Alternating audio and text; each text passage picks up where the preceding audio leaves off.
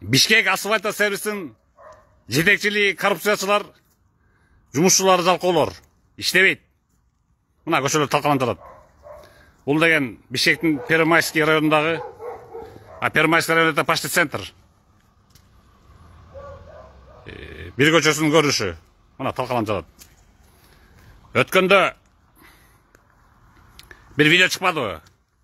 Жумуш орнунда 4 кызматкер ичип отурат, 2 эркек, 2 катын. Анан бирөөсүнүн катыны барып тургузушу кылбадыбы? Столду көңтөрүп, кызыл съемка кылып. Дал ошол Бишкек асфальта сервисинин жетекчилери болуп чыкты.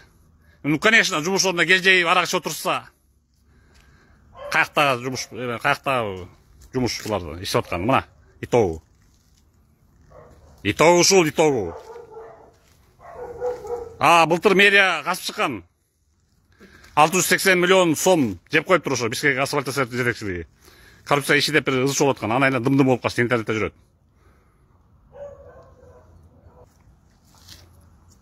Ушундай анан Кыргызстандагы чоң кичине жетекчилик болобу, иштебей ушинтип элдин акысын жеп, көчөлөрүн оңдобой, еще ККМдешип, киргизишиптим эле, салыктешип.